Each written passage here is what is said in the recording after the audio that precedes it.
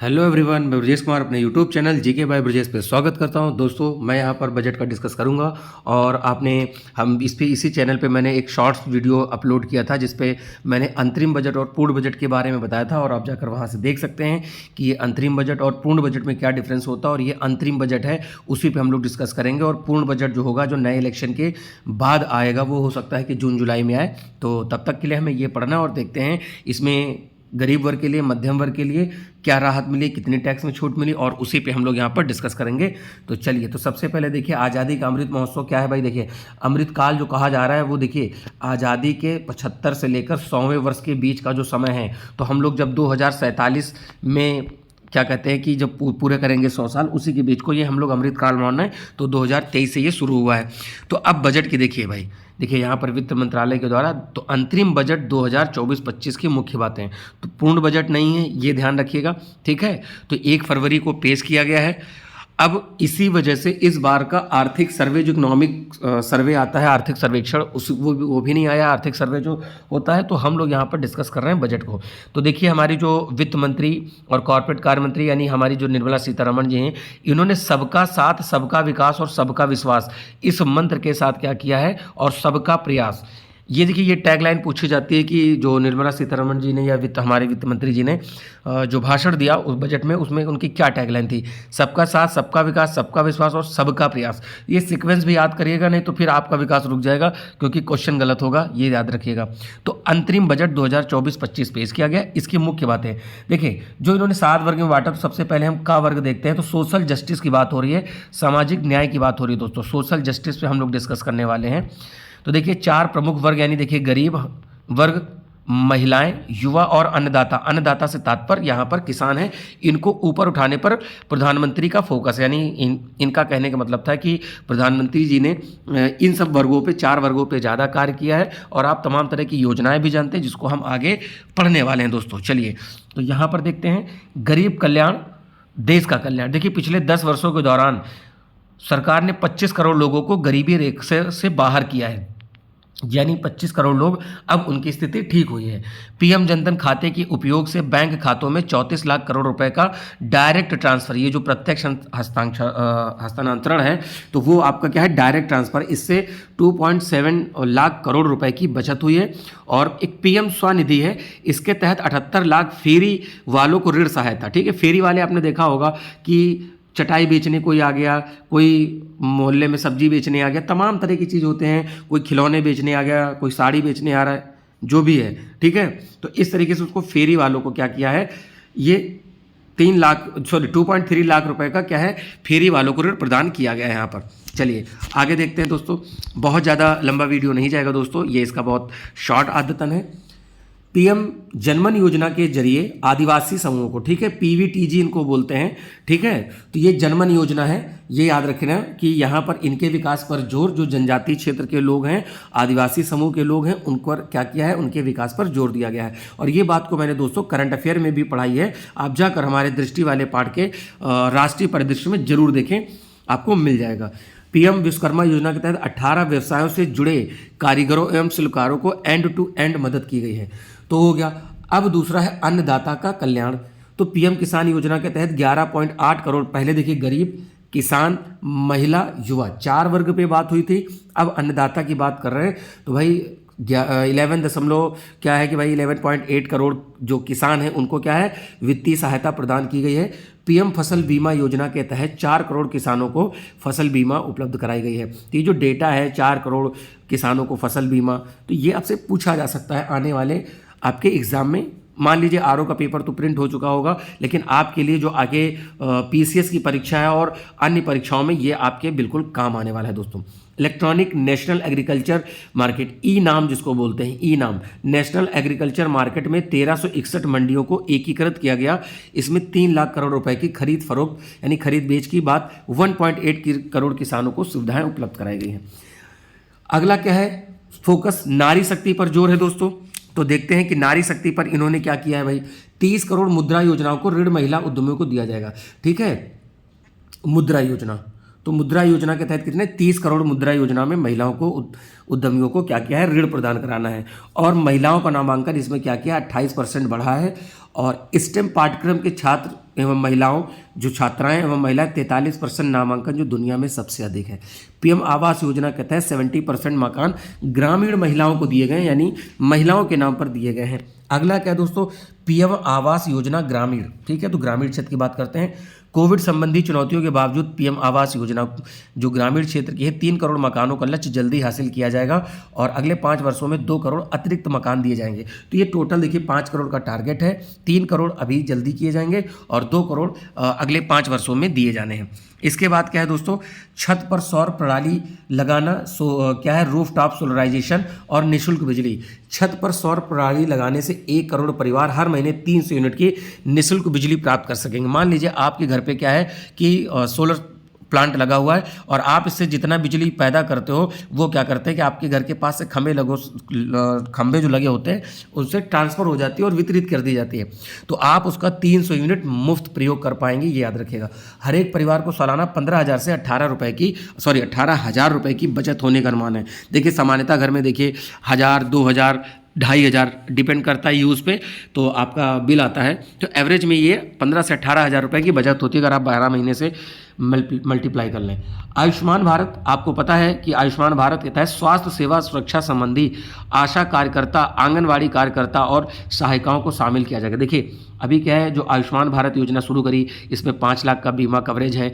तो सरकार ने किया कि भाई आशा कार्यकर्ताएं ये क्या करती है, आपने देखा होगा गांव वगैरह में कुछ महिलाएं होती हैं, उनको आशा बहू भी कहते हैं। मान लीजिए कोई लेडी प्रेग्नेंट है तो ये इन्फॉर्मेशन देती है हॉस्पिटल को अपने एरिया में और उनको अस्पताल तक ले जाना, उनकी प्रॉपर अच्छे से डिलीवरी करवाना, ये सब चीज़ें होती हैं। आंगनवाड़ी वाले कार्यकर्ता और सहायिकाओं को इसमें शामिल किया जाएगा। तो आपसे पूछा जाएगा कि आयुष्मान भारत के तहत किसको किसको जोड़ने का काम हुआ है, आशा कार्यकर्ता, आंगनबाड़ी कार्यकर्ता और सहायिका। तीसरा है दोस्तों, तीसरा नहीं, अगला है खाद्य एवं कृषि एवं खाद्य प्रसंस्करण। तो इस पर हम लोग बात कर लेते हैं। प्रधानमंत्री किसान संपदा योजना से सीधे पूछा जाएगा किस संपदा मतलब किस योजना से 38 लाख किसान लाभान्वित हुए हैं। तो प्रधानमंत्री किसान योजना और रोजगार के 10 लाख अवसरों को सृजन किया गया है। ठीक है, इतने रोजगार उत्पन्न होंगे। प्रधानमंत्री सूक्ष्म खाद्य प्रसंस्करण, ठीक है, तो ये औपचारिकीकरण योजना से 2.4 जो सेल्फ हेल्प ग्रुप हैं से 60,000 लोगों को ऋण उपलब्ध कराया जाएगा। तो कृषि और खाद्य प्रसंस्करण यानी हमारा जो एग्रीकल्चर प्रोड्यूस है और उसके बाद जो उनको प्रिजर्व किया जाता है, उनके लिए यहाँ पर बात हो रही है। आर्थिक उन्नति और विकास को बढ़ावा देने के लिए अनुसंधान और नवाचार, ठीक है, रिसर्च एंड इनोवेशन। ठीक है, देखिए इनोवेशन और इनोवेशन में अंतर समझ लीजिए। इन्वेंशन जब आप पहली बार कोई नई चीज़ बनाते हैं, जैसे मान लीजिए आपने एक पेन बनाया, ठीक है, फिर इनोवेशन उसमें क्या कर दोगे, क्या सुधार कर दोगे, भाई एक ही पेन में टिचुक टिचुक वाले 3-4 रिफिल लगा दी। या फिर आपने कहा कि भाई कैप नहीं लगाना है, हमें एक टिचुक वाला बना देना है जिससे कि इसमें से हमें कैप खो जाती है तो पूरा पेन बेकार हो जाता है। फिर किसी के मन में आया कि नहीं, तो इसमें हम लोग क्या करते हैं कि रिफिल चेंज करने वाला कर देते हैं। फिर कुछ लोग दिमाग में आया इतना कहाँ तक करेंगे, हम लोग सीधे यूज़ एंड थ्रो। तो ये इनोवेशन होता चला गया। किसी भी तरीके से समझ सकते हैं, मोबाइल एक बार बना, अब इनोवेशन, फिर आईफोन 14, 15 ऐसे सीरीज़ आती रहेगी। ठीक है, तो 50 वर्षीय ब्याज मुक्त ऋण के एक साथ 1 लाख करोड़ रुपए कोष स्थापित किया जाएगा। इस कोष से दीर्घकालिक वित्त पोषण और पुनर्वित्त पोषण कम और शून्य ब्याज दरों पर उपलब्ध कराए जाएंगे। ठीक है, तो ये 50 वर्ष का जो आपका कह सकते हो कि इंटरेस्ट फ्री जो लोन है वो 1 लाख करोड़ रुपए का कोष स्थापित किया जाएगा, इतने का दिया जाएगा। रक्षा उद्देश्यों के लिए डीप टेक जो है प्रौद्योगिकी को मजबूती देने और आत्मनिर्भरता में तेजी लाने के लिए एक नई योजना शुरू करी गई है। बुनियादी ढांचा की बात करते हैं। बुनियादी ढांचा के विकास और रोजगार सृजन के लिए पंजीकृत व्यय के परिव्यय को 11.11% से बढ़ाकर देखिए कितना है 11,11,111 किया जा रहा है और जीडीपी का जो 3.4% होगा। अगला है भाई रेलवे की हम बात कर लेते हैं। तो लॉजिस्टिक कुशलता को बेहतर करने और लागत घटाने के लिए पीएम गति शक्ति के तहत 3 प्रमुख आर्थिक रेल गलियारे की कार्यक्रम की पहचान की गई है। ऊर्जा, खनिज और सीमेंट गलियारा यहाँ पर बात हो रही है और हम लोग आगे इस पर डिस्कस करते हैं दोस्तों। पत्तन संपर्क गलियारा, ठीक है, देखिए बहुत पहले से भारतमाला सागरमाला चल रहा है। तो भारतमाला के अंतर्गत हम लोग पोर्ट से रोड की कनेक्टिविटी और जो सागरमाला है तो पोर्ट को और हमारे तटों को डेवलप करना। अधिक यातायात वाले गलियारे बनाने हैं। 40,000 समान रेल डिब्बों को वंदे भारत मानक के अनुरूप, यानी जैसे वंदे भारत में डिब्बे हैं तो 40,000 जनरल डिब्बों को हम लोग वंदे भारत के मानक पर हम लोग बनाएंगे। विमानन क्षेत्र में यानी हमारा एयरवेज में देखो क्या क्या सुधार हुई है। देश में हवाई अड्डों की संख्या 149 पर दुगनी, 517 नए हवाई मार्ग और 1.3 करोड़ यात्रियों को गंतव्य तक पहुंचा रहे। जैसे आपने देखा भी अयोध्या में प्राण प्रतिष्ठा हुआ और उससे पहले वहां पर एक एयरपोर्ट का उद्घाटन किया गया था नरेंद्र मोदी जी के द्वारा, तो वो महर्षि वाल्मीकि है।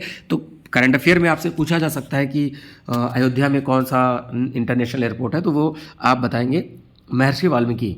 देश की विमानन कंपनियां हैं जो 1000 से अधिक नए विमान के लिए ऑर्डर दिए गए हैं। अब देखिए ग्रीन एनर्जी में क्या बात हुई है, 2030 तक 100 मीट्रिक टन कोयला गैसीकरण और तरल क्षमता स्थापित की जाएगी। परिवहन के लिए सीएनजी और घरेलू प्रयोग में जो पीएनजी, यानी आपने देखा होगा आपके घर के सामने अभी येलो येलो पाइप लगने लगी है, तो उस पाइप के थ्रू आपके घर में गैस आएगी, उसी को हम लोग बोलते हैं पीएनजी। अब आपको सर एलपीजी क्या, एलपीजी वही है बट वो सिलेंडर में आती है, ठीक है। अब वो पाइप के द्वारा पहुंचाई जाएगी, इसलिए उसको पाइप्ड नेचुरल गैस कहा जा रहा है। और कंप्रेस्ड बायोगैस के चरणबद्ध अधिदेशात्मक मिश्रण को अनिवार्य किया जाएगा। अब देखते हैं भाई टूरिज्म सेक्टर में क्या किया है सरकार ने। राज्यों को प्रतिष्ठित पर्यटन केंद्र के संपूर्ण विकास शुरू करने, उनकी वैश्विक पैमाने पर ब्रांडिंग और मार्केटिंग करने के लिए प्रोत्साहित किया जाएगा, ठीक है। पर्यटन केंद्रों को वहीं उपलब्ध सुविधाओं और सेवाओं की गुणवत्ता के आधार पर रेटिंग देने के लिए फ्रेमवर्क बनाया जाएगा। अगला देखते हैं भाई निवेश में क्या क्या हुआ है। 2014 से 23 तक एफडीआई का अंतर प्रवाह 596 अरब डॉलर रहा, जो 2005 से 14 के दौरान हुए एफडीआई अंतर प्रवाह के मुकाबले दुगना था, ठीक है। अभी टारगेट किया जाता है कि भाई देखिए 2005 से 14 के बीच में किसकी सरकार थी, कांग्रेस की सरकार थी, ठीक है। अभी ये क्या है कि इनका कहने का मतलब है 2014 से 23 में दुगना आया। तो देखिए समय के साथ चीज़ें बदलती हैं, बीजेपी कांग्रेस ये एक अलग इशू है, हाँ डबल हुआ है वो हमें अपने काम के लिए याद रखना है, पॉलिटिक्स अलग रखते हैं। विकास भारत के लिए राज्यों में विकसित भारत के लिए राज्यों में सुधार, तो राज्यों के द्वारा विभिन्न पड़ाव पर जुड़े सुधार के लिए 50 वर्ष के ब्याज मुक्त ऋण के लिए 75,000 करोड़ रुपए का प्रावधान किया गया है, ठीक है, ये याद रखिएगा। अब देखिए संशोधित अनुमान है, कितना खर्चा क्या अनुमान रहेगा, राजकोषीय घाटा, इस तरह की चीज़ें। उधार को छोड़कर कुल प्राप्तियों का संशोधित अनुमान 27.56 लाख करोड़ रुपए, जिसमें टैक्स से हमारा 23.24 लाख करोड़ रुपए आएगा। कुल व्यय कितना है, 44.90 है, ठीक है, ये याद रखिएगा।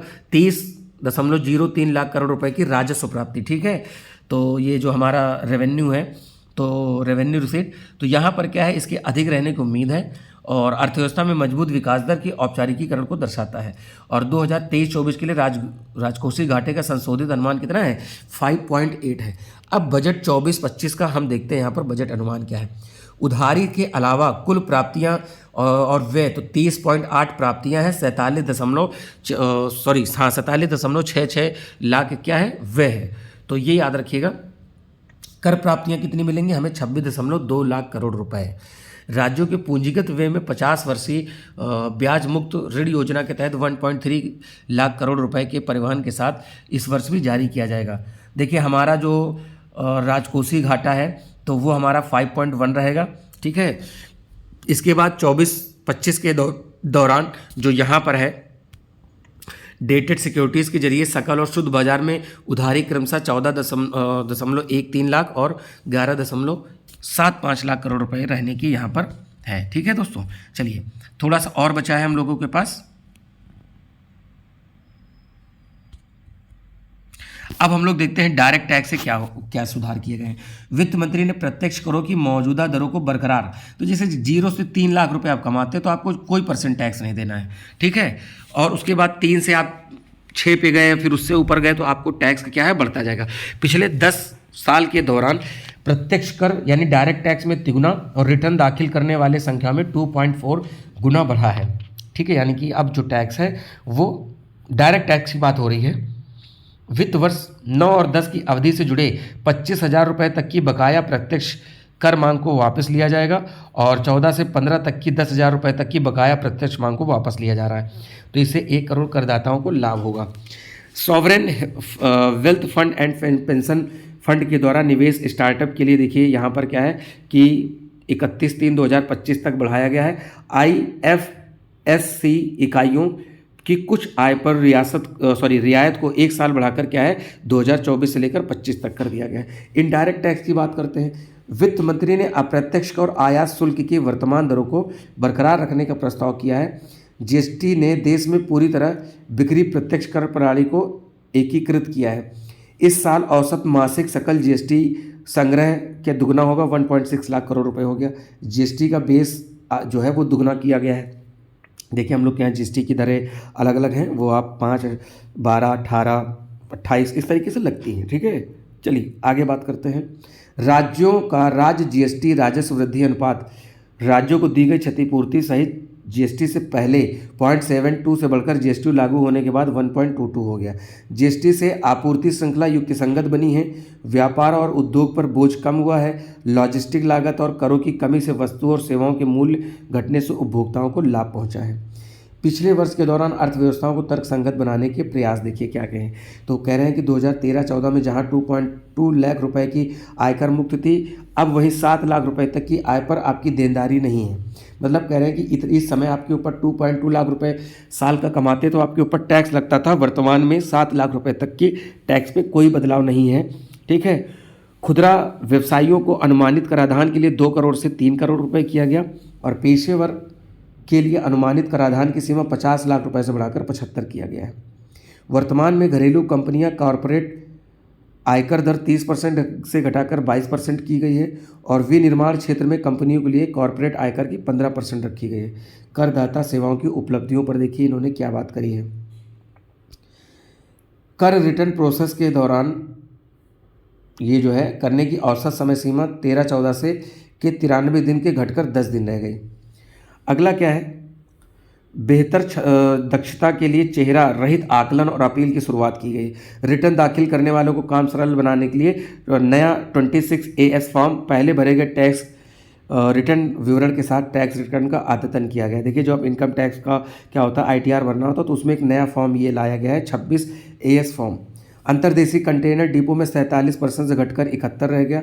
ठीक है, 71 घंटे। ठीक है, 47% घटकर ये यहाँ पर ये हो गया। एयर कार्गो परिसर में 28% से घटकर 44% और समुद्री बंदरगाहों पे 27% से घटकर 85 घंटे रह गया।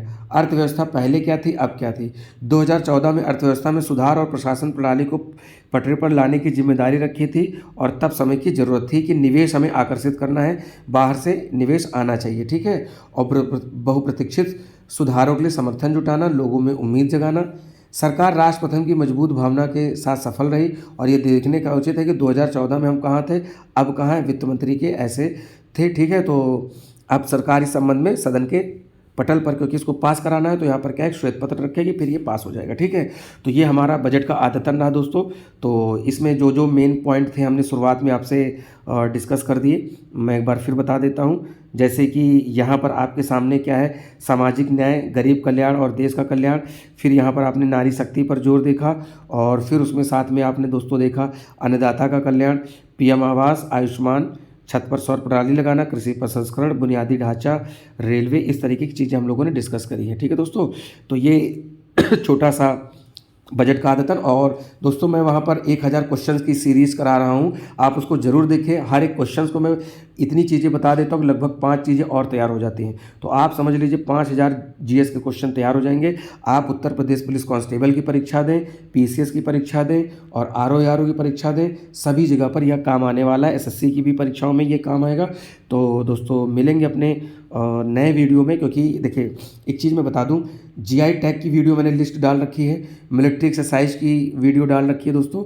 और इसके बाद हमने क्या किया है, जितने फेस्टिवल, मेला, पर्व जो भी है एक साथ कर रखा है दोस्तों, जाकर ज़रूर देखें। मैंने छोटे छोटे 2-2, 3-3 पार्ट में इसको करा रखा है। और शॉर्ट्स ज़रूर देखें। शॉर्ट्स में मैंने क्या किया है दोस्तों कि वहाँ पर आपको इम्पॉर्टेंट चीज़ों को एक साथ मैंने कर दे दिया है और आप वहाँ पर इसको देख सकते हैं। तो जो लोग नए हैं प्लीज़ चैनल को सब्सक्राइब करें। और आप लोग का प्यार इतना मिल रहा है और हम आगे पूरी कोशिश करेंगे कि इसको और सुधारें। ठीक है, और अच्छे वीडियो लेकर आएंगे जिससे कि आपके पास ऑप्शन बढ़िया होगा और अच्छे से पढ़ सकेंगे और अपनी तैयारी को मजबूत बना सकेंगे। तो दोस्तों हम लोग मिलेंगे अपने नए वीडियो में, तब तक के लिए नमस्कार, थैंक यू, जय हिंद दोस्तों।